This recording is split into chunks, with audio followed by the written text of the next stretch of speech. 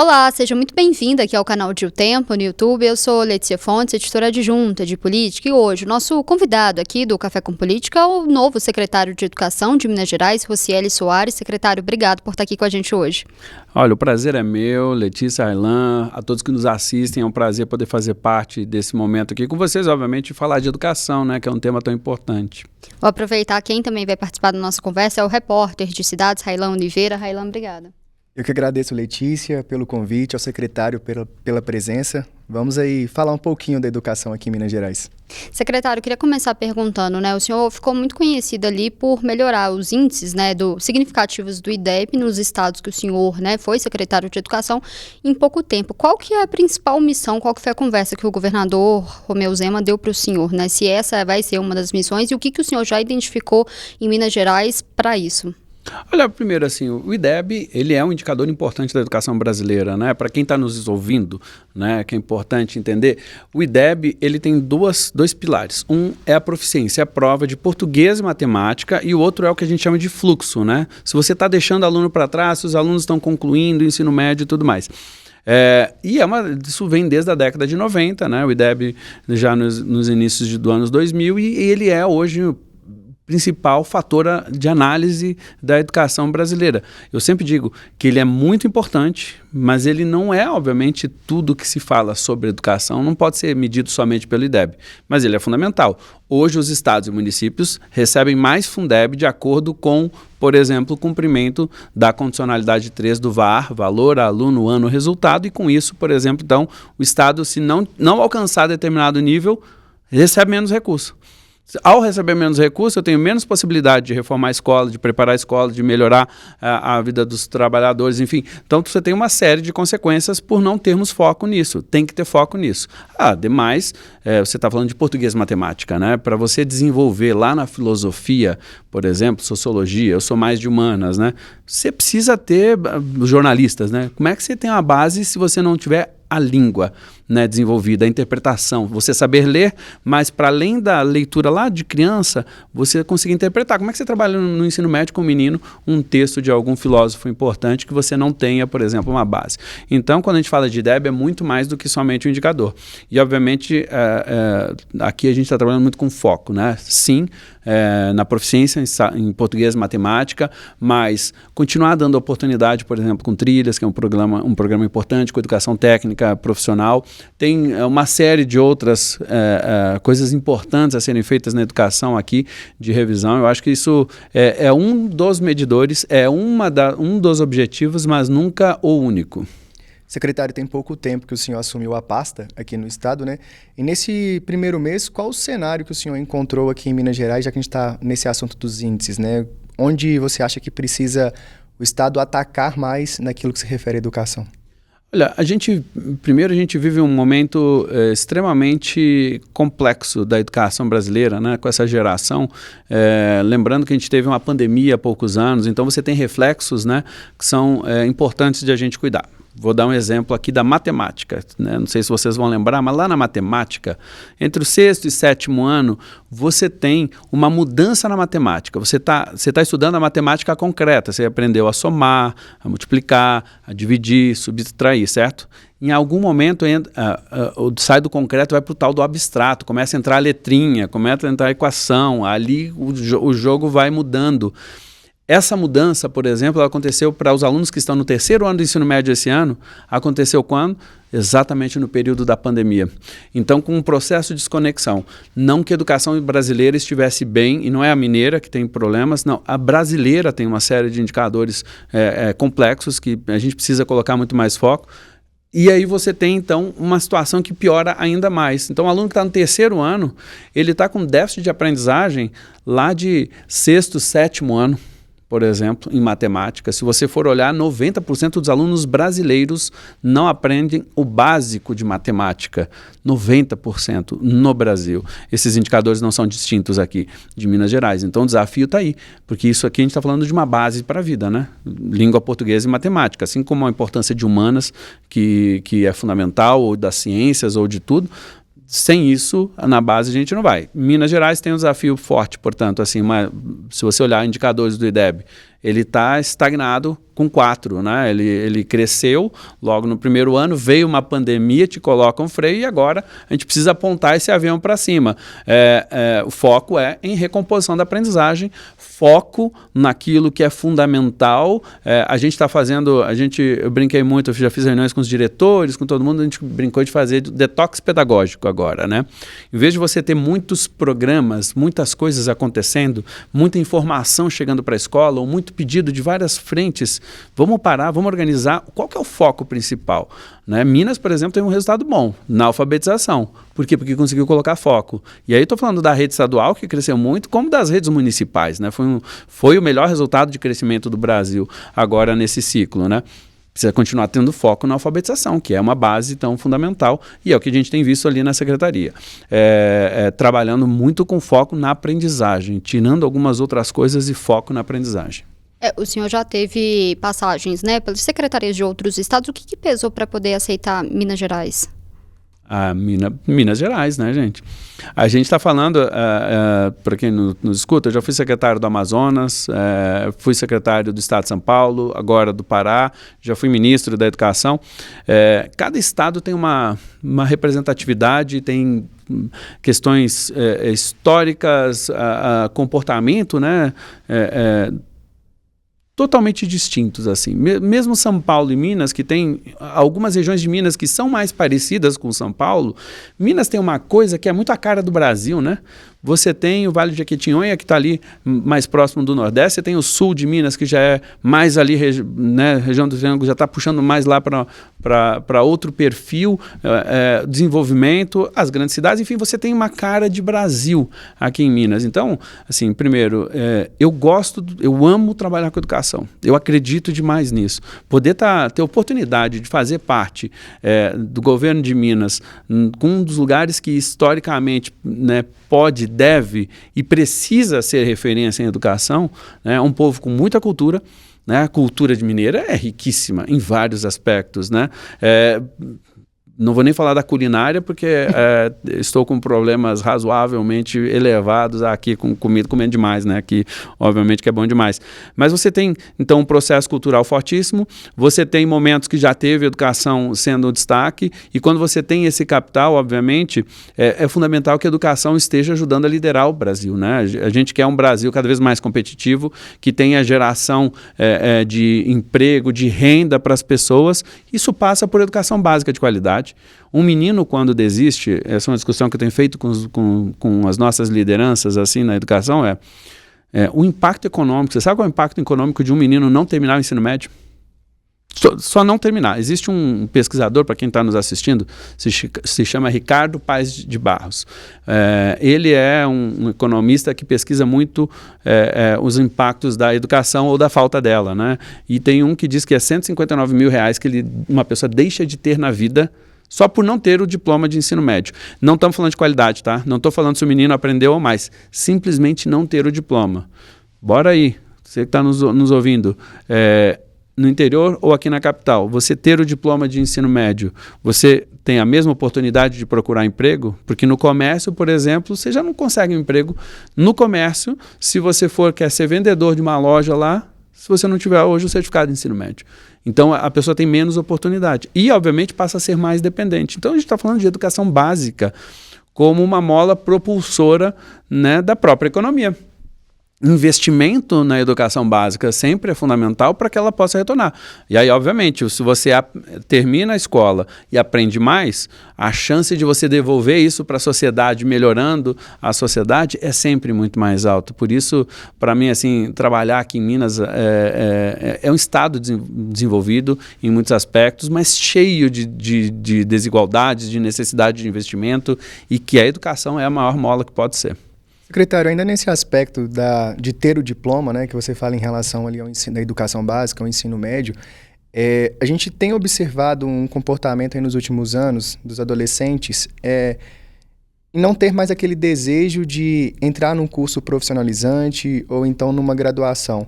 Esse é um desafio para você, enquanto gestor, despertar esse interesse nos estudantes para que eles possam participar desses programas e o que a Secretaria pode colaborar de ação prática para que esse outro diploma seja um complemento daquele que o aluno já tem? Isso é uma boa pergunta, porque, vamos lá, a gente está falando aqui, primeiro, qual geração, né? A gente olha agora, as gerações de jovens e adolescentes têm mudado muito mais rapidamente. Então, o diálogo que a gente está falando de professores que foram formados aqui na década de 90, na década dos anos 2000, até ainda finais da década de 80, que estão nas salas de aula, e eles já passaram por tantas juventudes, só que agora uma que é geração rede social, geração que pega o celularzinho e fica passando aqui o dedo para cima e para baixo, é uma geração que, por exemplo, o cérebro nosso, né, não só dos adolescentes, né, dos brasileiros e mundo afora tem mudado, porque a atração daquilo para prender a atenção de uma pessoa é muito rápido para você perder a atenção, né? Então você está falando de dialogar com o aluno dentro da sala de aula e segurar a atenção dele, que numa rede social se leva menos de um segundo, muitas vezes, para ele tomar a decisão se ele quer ou não assistir aquele vídeo. Tanto que vocês mesmos parem para pensar, assim, quem está nos assistindo, se você não fica ali às vezes com o dedinho, passa rápido assim, gente, aquilo ali é um segundo, perto de um segundo, assim, que a gente leva. Se não chamar a atenção, se não for um assunto que a gente queira, e a escola não trata o assunto que o aluno quer muitas vezes, e nem é para ser só o que o aluno quer, obviamente. Então a gente está competindo, a atratividade, meu ponto é a atratividade, que a gente já está competindo com uma coisa que a inteligência dos softwares hoje de redes sociais só te manda aquilo que você tem interesse, você pesquisar uma coisinha. Às vezes, dependendo se você falar perto do telefone, ele já começa a te mandar só a propaganda daquilo, ou seja, você vai treinando o teu cérebro só para te dar a recompensa daquilo que você quer. Nós estamos falando dessa geração que está na escola.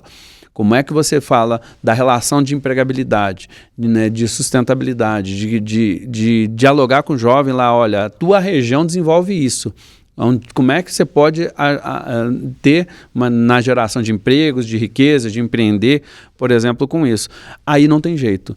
A educação é uma das coisas que eu acredito demais e que eu acho que a gente precisa constantemente estar reestruturando, estruturando e reestruturando quantas vezes forem necessárias, e serão muitas, né, por conta das mudanças, é o projeto de vida. Por que você estuda? Vocês lembram quando vocês estavam na escola, esses dois aqui? Agora vou entrevistar aqui, meu nome é Rocieli, vou entrevistar a Letícia e o Railan. Vocês queriam ser jornalista desde quando? Terceiro ano. No terceiro, quando chegou mais no final. E você? Um pouco depois. Um pouco depois. Mas tipo assim, você não tinha aquela aula, eu queria ser advogado, eu chegava naquela aula, eu chegava na aula de química, eu olhava aquela aula e disse, nossa, tem nada a ver com o que eu quero ser advogado, não tem aquela aula assim? Tinha também, Letícia? Todos nós temos, né? Só para ser rápido aqui na história, eu sempre dou essa palestra para jovens, eu conto uma parte da minha trajetória nesse sentido. Eu queria ser advogado, então a aula de química para mim, eu disse, nossa, eu nunca vou usar na minha vida esse negócio. Então eu não tinha vontade, eu não aprendia, o professor também não me trazia naquele momento lá. Professor Lenildo, era um professor duro, muito inteligente, sabia muito, dava aula na educação técnica, mas não conectava com a gente. Isso na década de 90, não tinha celular, sala de aula. Só que a escola, a aula de química não fazia sentido para a minha vida. Eu me formei, me tornei advogado, meu primeiro grande caso foi pegar uma cooperativa habitacional que teve uma contaminação de água na comunidade e as pessoas passaram a ficar doentes. Eu fui defender essa comunidade contra isso e eu tive que voltar a estudar o quê? Química. Ou seja, a gente não está dialogando com o jovem porque você pode ser jornalista, então talvez você não goste tanto de química, né? Mas, poxa, a cara do Railan aqui, se você não viu, não é só eu, não, tá, professores de química? Hoje eu adoro, eu entendo, tá? A moral da história vocês estão entrevistando pessoas aqui, vocês devem entrevistar de todo tipo de pessoas ao longo da carreira de vocês, inclusive especialistas em coisas. Um jornalista que eu vou ser jornalista, não preciso de entender química e física, mas ele vai lá cobrir uma matéria sobre contaminação de água. Ele tem que ter um mínimo do conhecimento para que ele possa entender o problema, para que ele possa transformar aquela notícia numa forma comunicável para o pai, para a mãe, para todo mundo que está nos assistindo, né? a gente não dialoga com o jovem. Então, qual é o seu projeto de vida? A escola precisa se mexer a partir da sua paixão. O menino quer ser jogador de futebol, quer ser youtuber, quer ser engenheiro, quer ser médico, não interessa. A escola não está aqui para dizer não para ele. A escola está aqui para dizer como é que eu te apoio para chegar lá. E mostrar que tem outras possibilidades para você. Você mesmo não descobriu, né, a sua vocação lá na escola. E eu mudei a minha depois também, né, para a educação. Mas... Que maneira que a gente pode dizer, olha, não é tão simples assim, porque o moleque sonha em ser jogador de futebol, né? E aí? Eu não preciso estudar ciências, porque o corpo humano dele, o corpo dele é o templo e é o que ele vai ser, né, como atleta. Ele entender os efeitos químicos do que ele come, do que ele bebe, do que ele faz com o corpo, vai afetar diretamente a carreira de jogador de futebol. Ele aprender matemática para não ser enganado pelo empresário, né? Tivemos aí personalidades ligadas ao futebol que já demonstraram. Veja como a gente não conversa com o menino, né? E para encerrar meu exemplo na matemática, por exemplo, o menino gosta de futebol, não gosta? Menino, menina, né? Gosta de futebol, aliás, né? O Cruzeiro aí na final do Campeonato Brasileiro, vou torcer muito pelas meninas aí do Cruzeiro contra o Corinthians, né? Mas quantas meninas não estão se inspirando agora pelo futebol? Quando você pega a habilidade de reconhecer formas geométricas na escola, lá nos anos iniciais, com os meninos e meninas pequenos, 50% deles não conseguem reconhecer na idade adequada o formato de um retângulo, de um triângulo, de um círculo, de um semicírculo, de um quadrado. Eles não conseguem reconhecer a forma. O que é uma quadra de futebol, um campo de futebol, mesmo que eles não tenham a quadra ali próximo, eles conhecem o que é o futebol. Está tudo ali. A gente devia estar pensando em como é que eu incentivo, você gosta de futebol, mas futebol também é matemática, futebol também é física, né? A gente dialoga pouco com os nossos estudantes. Esse é um dos grandes desafios para a educação brasileira. Secretário, o senhor falou dos desafios, né, um pouco do que o senhor pretende à frente de Minas Gerais, e não tem como não perguntar como que o senhor avalia os resultados das gestões dos seus anteriores, né, dos secretários anteriores, e aí já vou, porque logo quando o senhor foi anunciado ali, falou muito talvez em um mal-estar entre o senhor e o ex-secretário de Educação, se realmente teve um mal-estar e como que tem sido essa transição? Não, eu conheço o Igor já há alguns anos, eu costumo dizer, gente, em primeiro lugar, eu já sou ex-secretário também, né? Acabei de sair de um estado, já saí de outros. E se eu voltasse para os mesmos estados que eu participei, eu faria coisas diferentes. Não é porque eu fui secretário de um ou de outro lugar que a fórmula é a mesma. Não é porque eu fui que eu acertei tudo. Não tem nenhum secretário de nenhum lugar que vai acertar tudo, né? Isso é um processo de melhoria. E acho que todos os secretários que passam podem e deixam alguns tijolinhos para uma edificação que é complexa, né? É de muitas décadas. Obviamente que o Igor tem um perfil, eu tenho outro, isso é da natureza. Mas acho que o Igor, por exemplo, inclusive apresentou um resultado importante aqui, ó, da alfabetização, tem a questão do trilhas, tem uma série de políticas ali que são importantes, que já foram feitas. Quem vier depois dele, que no caso estou eu, precisa colocar outros tijolos, melhorar aqueles, revisar alguma coisa. E quem vier depois de mim, o que tem que fazer? Eu vou defender que tudo que eu fiz está bom? Não, tem que avaliar. Gestão pública, gente, tem que ser gerida igualzinho uma empresa. A empresa, o tempo aqui, o grupo de vocês, ele trabalha da mesma forma que há 10 anos atrás? Em tudo? Não. Por quê? Porque a sociedade está mudando. Então, se a gente não tiver a capacidade de adaptando, e gestão pública é a mesma coisa. Às vezes a gente fica naquela defesa, porque o governo fazendo assim, faz assim. Eu não tenho nenhum problema de chegar no governo e dizer, estamos fazendo errado, vamos corrigir, porque senão eu não posso ser gestor. O que está errado, que o senhor identifica? Eu acho que todo tempo tem coisa para corrigir. Por exemplo, a gente lá, a coisa mais importante que eu identifiquei para este primeiro momento é o foco.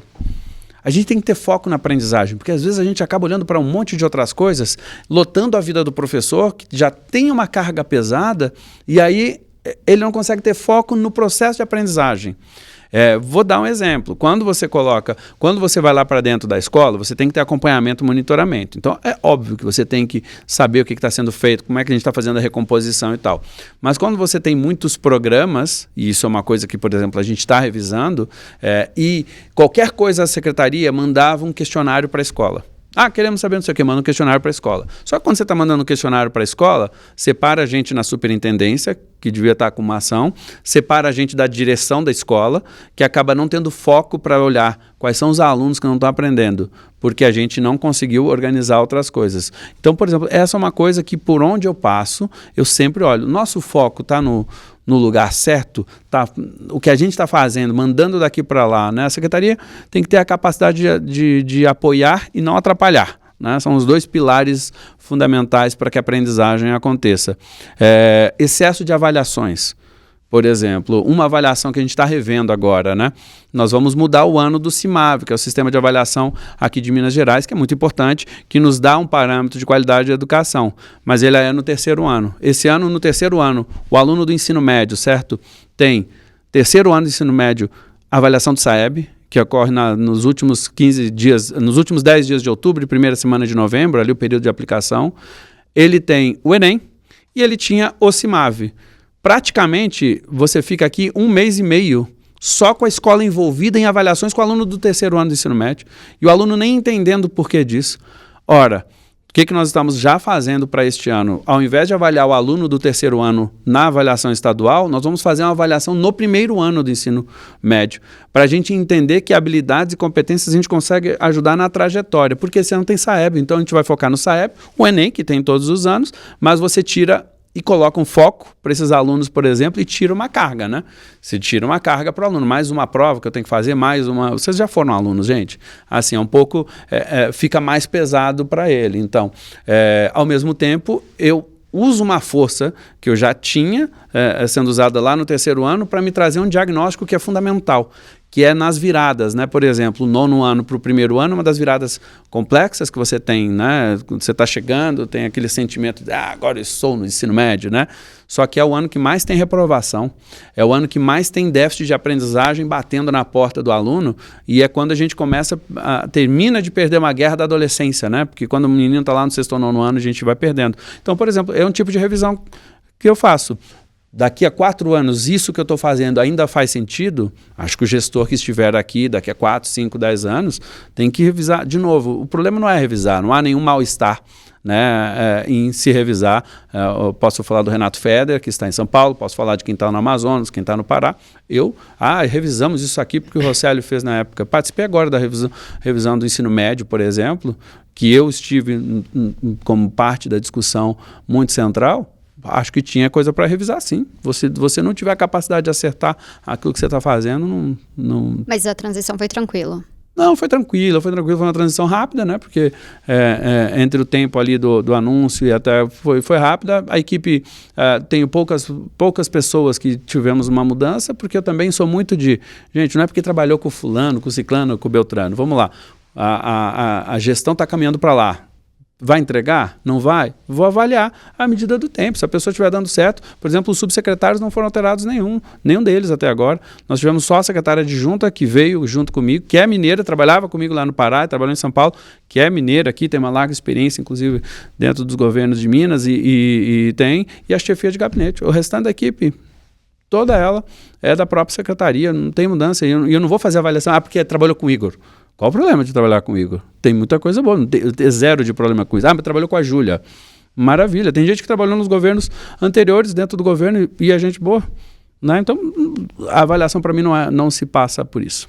Secretário, você fala aí da necessidade, né, agora que você assume, sobre ter foco, né, na questão da alfabetização. E que na aprendizagem, mais alto, porque a alfabetização é um dos processos importantes. Né? Perdão, a gente ter o foco ali na aprendizagem e que você encontra uma pasta com muitos programas e que seria um momento da gente dar uma pausa para ter esse foco. Um desses programas seria o das escolas cívico-militares? Não necessariamente. Acho que a discussão das cívico-militares, a discussão, inclusive está judicializada, então nem tem muito o que falar, porque o Tribunal de Contas paralisou o processo de escuta, né? E está em discussão lá com o Tribunal de Contas, e, enfim, inclusive estou aberto a discutir. Primeiro que eu não acho que esse seja um modelo para todo mundo, mas eu não acho que seja um problema ter algumas escolas com esse modelo, porque tem pais que querem, tem alunos que se adaptam a esse modelo. Eu não vejo o problema de termos algumas escolas. Não acho que esse seja uma solução para a educação brasileira, vamos fazer todas as escolas assim, longe disso. Assim como eu não acho que nenhum modelo necessariamente é de universalização. Agora, dependendo do perfil, onde está a comunidade, onde faz, não seria o problema de termos. Mas eu não estou falando desse tipo de programa, porque eu poderia aqui, por exemplo, assim, eu poderia discutir o cívico-militar, podemos discutir o tempo integral, podemos discutir, tem uma série de coisas para corrigir dentro do tempo integral. Por exemplo, ficar mais tempo com a criança é fundamental. Né? Quem é pai e mãe, se você tem uma criança aí que estuda 1 hora por dia e outra que estuda 2 horas por dia, todo mundo vai fazer. Quem tem mais chance na vida é quem estuda mais. Não é isso que a gente tem em mente? Então, tempo integral é importante. Mas o que eu faço com esse tempo lá dentro, com os meninos lá dentro da escola?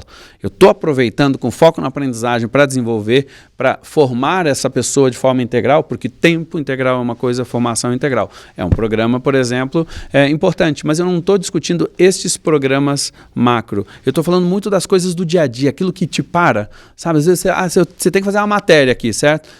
Aí teu chefe fica te mandando um monte de outras coisas. Ó, você faz a matéria, você tem que fazer até às 17 horas, a matéria tem que ser boa, tem que escrever o texto assim. Mas, ó, liga pro fulano, faz mais não sei o quê, me responde essa pesquisa, aí eu começo a encher de outras coisas que não são. A gente, por exemplo, lá, tem um processo importante que é como desburocratizar algumas coisas, uma coisa que a gestão fez muito bem aqui, por exemplo, né, e o Igor trabalhou muito bem com isso, por exemplo, alimentação escolar. A alimentação escolar deu um salto aqui de qualidade nos últimos anos, que é fundamental. Mas tem outras coisas que a gente precisa desburocratizar para acelerar mais o processo. Porque quando eu boto o diretor para gastar muito mais energia com reforma, enquanto eu poderia ter um processo mais simples, com segurança, com transparência, como outros lugares, esse é um processo que a gente pode enriquecer e desburocratizar e, portanto, fazer mais rápido, com mais eficiência, para que eu possa gastar mais tempo naquilo que é fundamental. É um pouco nesse sentido, Renan. Mas falando do programa, né, das escolas civil-militar, né, está paralisado, foi judicializado, mas qual que é a sua análise, se esse programa, se o senhor quer dar continuidade a ele? Eu quero dar continuidade, sim. Inclusive, quando lá era secretário do Amazonas, né, as escolas que são referências de discussão da cívico-militar foram criadas lá no Amazonas, inclusive no período que eu estava na secretaria lá. Então, assim, eu não tenho nenhum problema. De novo, não é para todo mundo. Acho que tem que ter um processo de escuta, sim, a comunidade tem que querer. Enfim, acho que esse processo pode ser feito e repensado e refeito. Não deverá ser um grande número de escolas, não acho que isso, vamos fazer. Não é essa questão de fazer para todas as escolas, para 700 escolas. Eu, por exemplo, não acho que seja esse o caminho, até porque você tem que ter a capacidade, tá bom, quantos profissionais você tem? E o que é essa escola? Porque a escola continua sendo uma escola, o diretor da escola é o mesmo, o professor da escola é o mesmo. Na verdade, a gente está falando de ter um suporte aqui, né, para algumas coisas. E tem uma série de outros programas que são um sucesso hoje no Brasil. Esquece cívico-militar. Você tem o PROERD, por exemplo, Programa de Redução ao uso de drogas, por exemplo, nas escolas, que é com a presença da polícia. Então, eles têm outros efeitos que são pedagógicos, que são bons. Hoje, se você fizer uma pesquisa com pais, um dos grandes fatores na educação brasileira, especialmente nas grandes cidades, é o aspecto da segurança pública, né?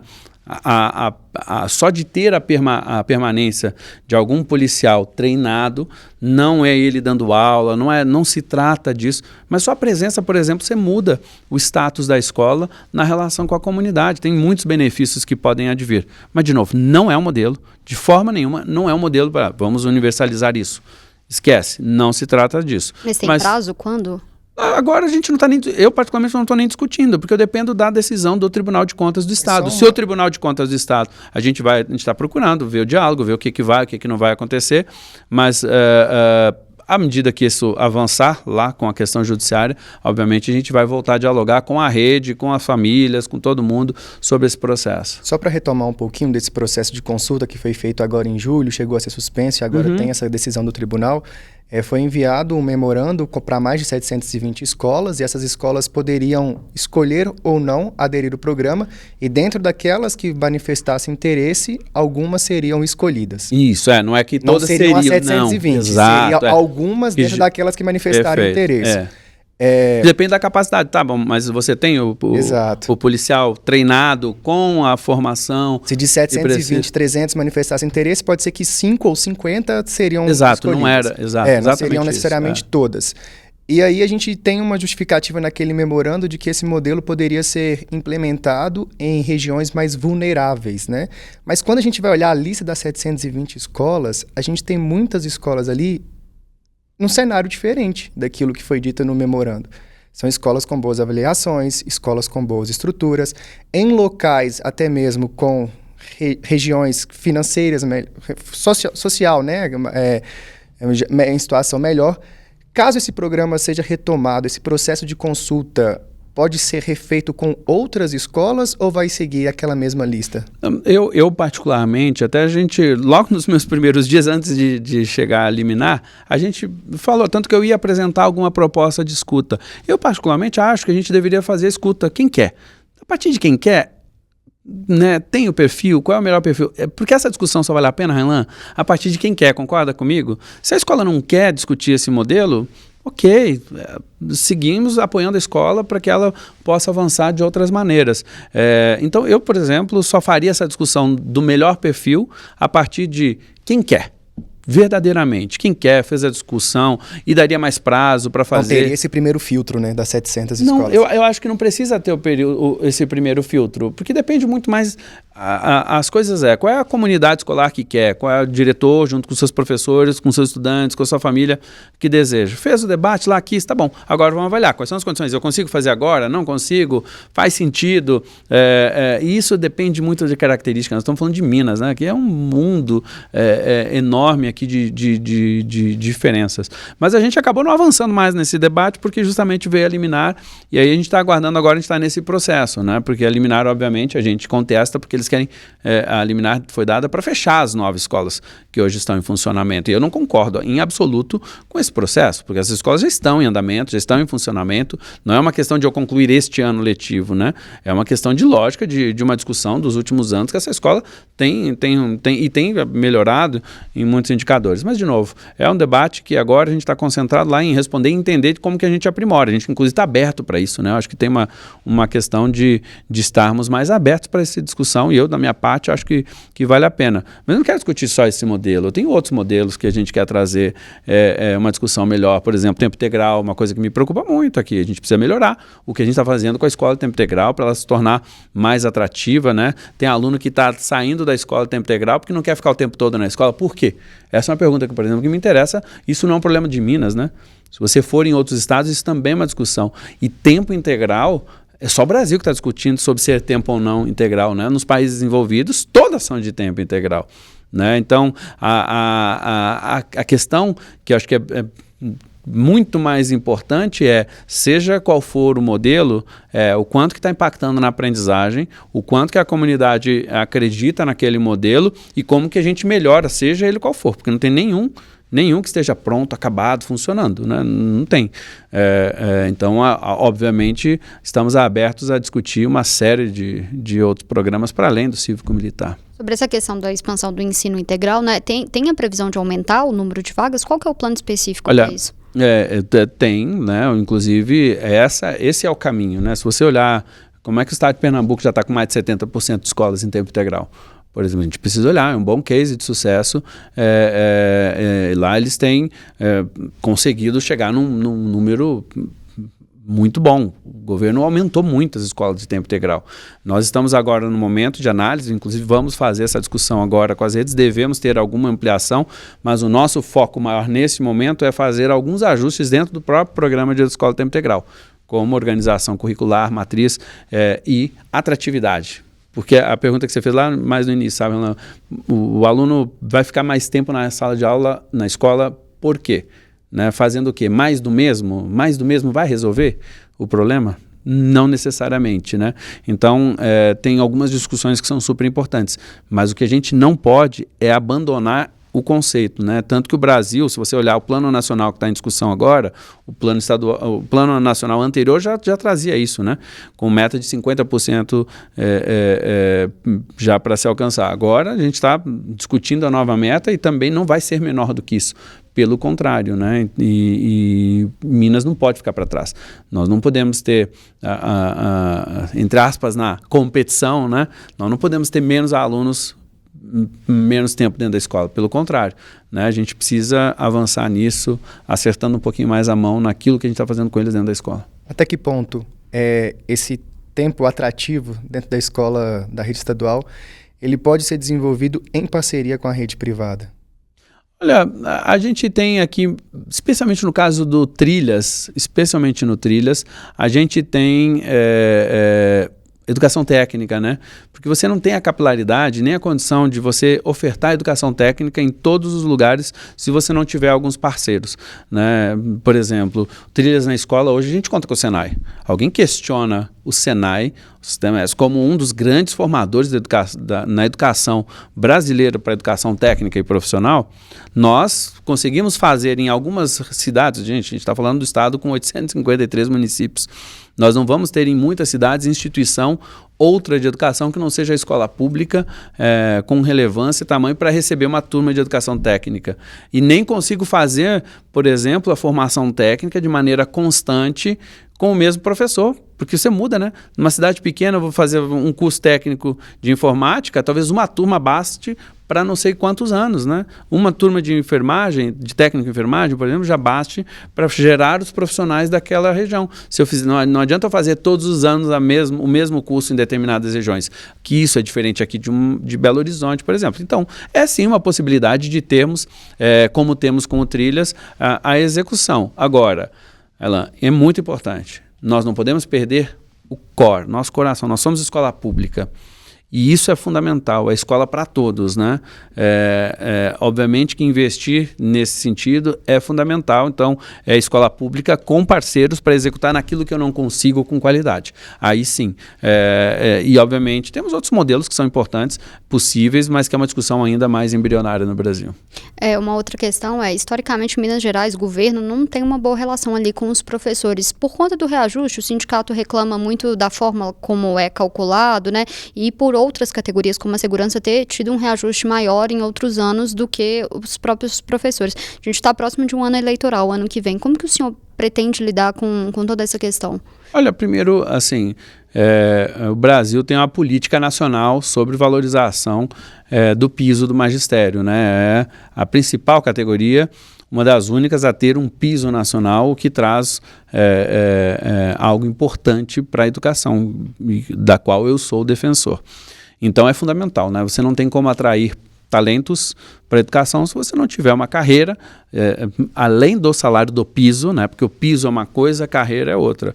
Então eu particularmente acredito que seja sempre fundamental que a gente busque esse avanço.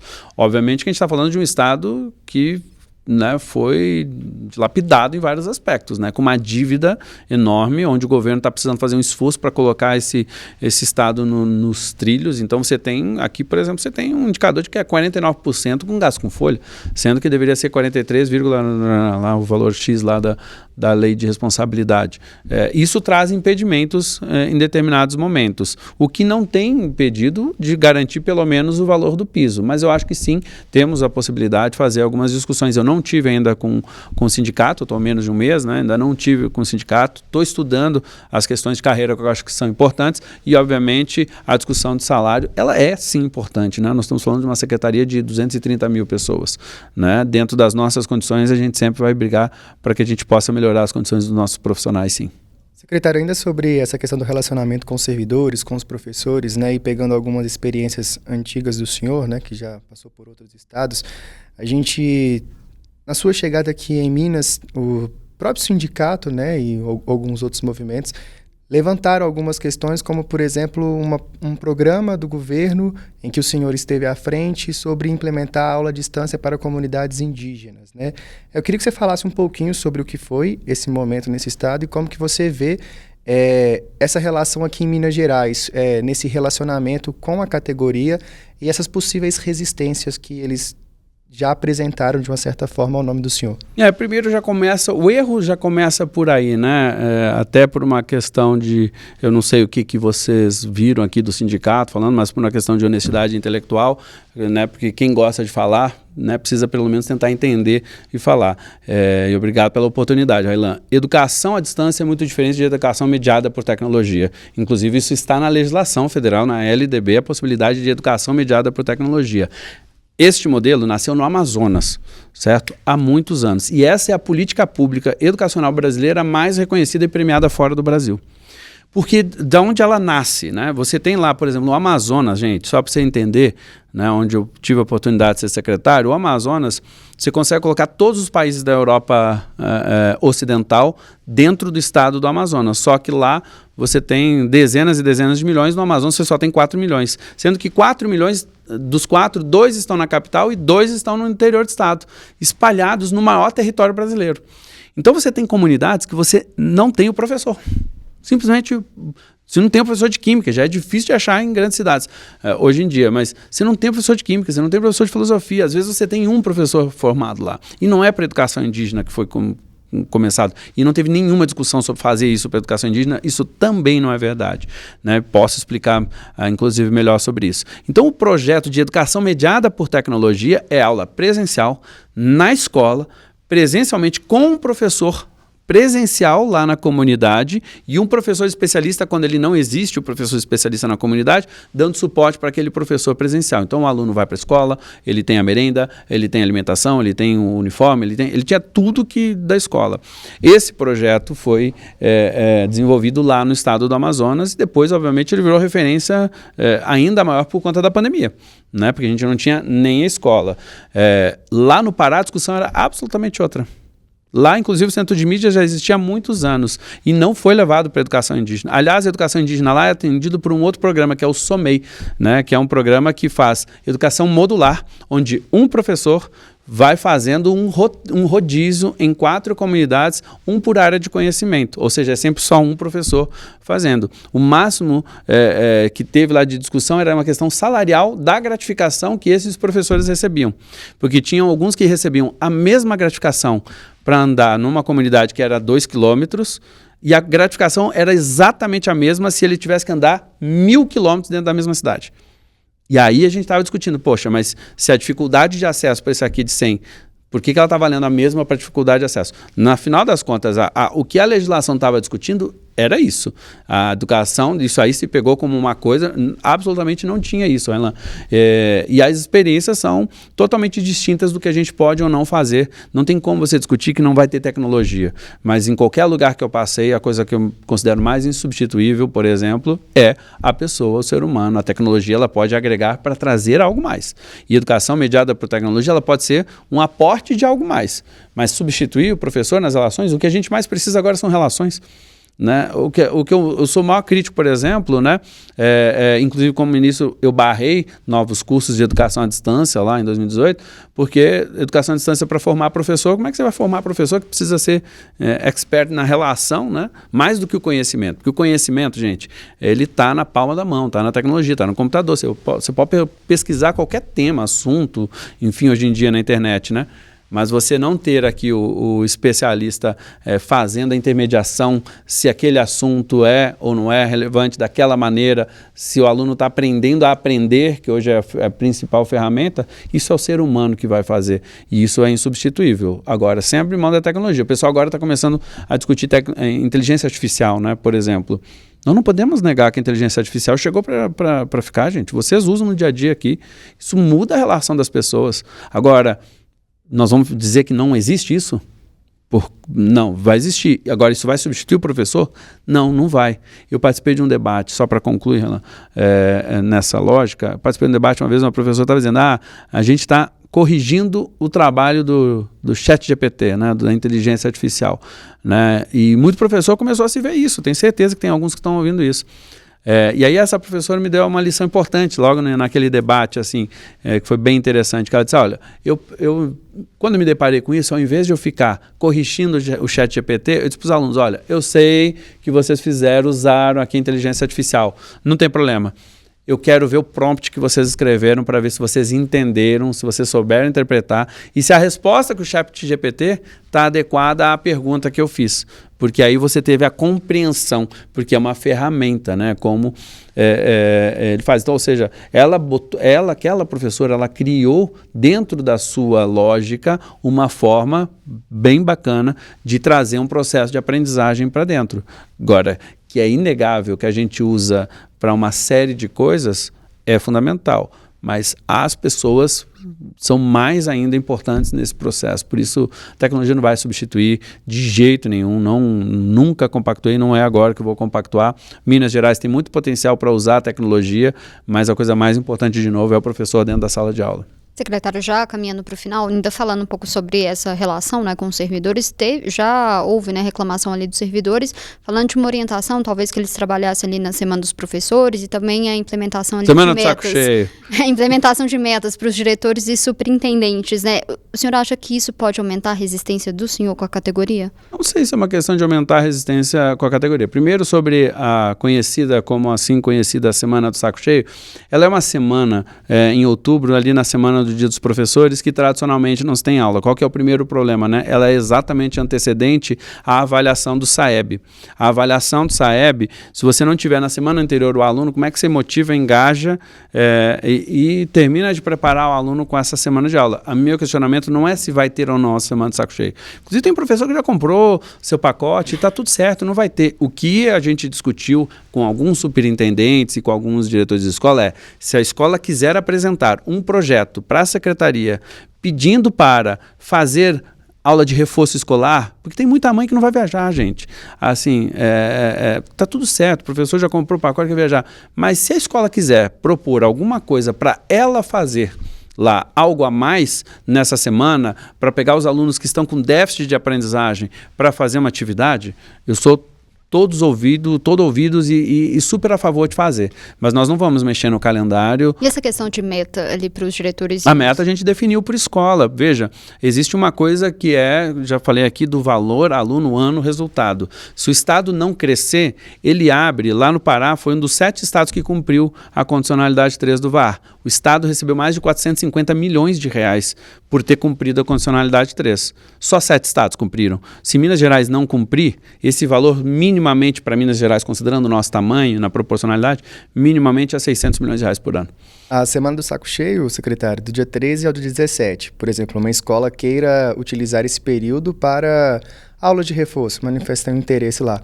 Esses dias de recesso lá do LDB, eles poderão ser remanejados em algum outro momento ou simplesmente... A gente deixou aberto para que a escola pudesse fazer propostas, vou fechar nesse tema, Railan. Então, assim, se a escola quiser pegar uma semana de dezembro e ocupar ali, ela pode? Ela pode, mas é a escola que tem que querer. Tanto que a gente não abriu, a gente teve uma fala, foi uma fala numa reunião, que eu já fiz diversas, inclusive diretores falaram comigo sobre isso, porque eu fiz uma reunião com mais de 7 mil pessoas essa semana, usando tecnologia, inclusive, né?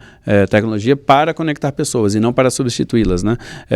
Então, assim, é muito mais da proposta. Tem escolas que às vezes não vai mobilizar, mas, poxa, dá para um ou outro professor fazer algumas atividades? Dá para ter outros projetos. A gente está pensando, inclusive, em algumas outras novidades que não terminamos ainda de ver se vai ser possível ou não, inclusive para ter a possibilidade de ter uma pessoa a mais lá para fazer e convidando a família, né?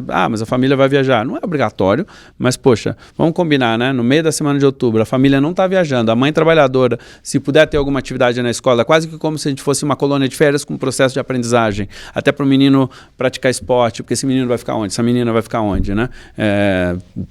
Vai ficar solta na rua, vai ficar em casa, vai ficar no videogame, no celular, mais tempo ainda de celular. Se a gente tem que fazer um detox de coisas assim do gênero, né? Talvez ter a escola como uma possibilidade, é uma coisa que nos interessa. E não estou falando só dessa semana de saco cheio, eu penso a mesma coisa sobre o mês de janeiro, por exemplo. Se a gente conseguir ofertar para aqueles alunos que precisam de recomposição da aprendizagem algo extra, por que não?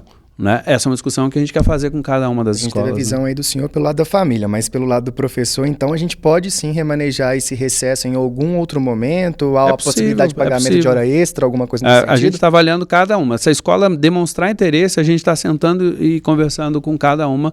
Tem escolas que já estão nos procurando para fazer, mas de novo, a escola, não, a gente não quer, sem problema. Porque o calendário está estabelecido, gente, a gente não mexe, e isso é uma tradição, essas coisas assim não vai sair mexendo. Agora, se puder ter o ajuste, por que não? Se a escola quiser trocar e terminar uma semana antes, no final do ano, por exemplo, para as férias de final de ano, é um problema para mim? Não, se a escola quer, se a comunidade defende. Ah, mas a escola quer e tem um professor que já tinha comprado o seu pacote de viagem. Tenho certeza que tem como ajustar isso com diálogo, com conversa, tem como ajustar. Então não é uma obrigatoriedade, não há absolutamente nada, tanto que não há nenhum normativo em relação a isso. É ao contrário, a gente falou da ideia que inclusive surgiu de um diretor de escola que falou comigo sobre isso, me perguntando se podia. Eu disse, pode, me faz a proposta, me manda. É a mesma coisa para todos, né? Secretário, queria agradecer a presença do senhor aqui hoje, sempre bem-vindo também, voltar outras vezes. Olha, eu acho que pelo tempo, pelo tanto de conversa aqui, a gente sempre pode ter mais. A educação é muito grande, eu estou iniciando esse ciclo agora aqui na gestão de Minas Gerais, para mim é uma honra poder fazer parte e agradecer o tempo aqui pela possibilidade de estar discutindo esse tema com vocês. Convidando, eu retorno aqui para a gente fazer um outro café aqui com vocês, Café com Prosa. Obrigado. A gente fica por aqui, mas você acompanha esses e outros conteúdos no portal otempo.com.br. Até mais.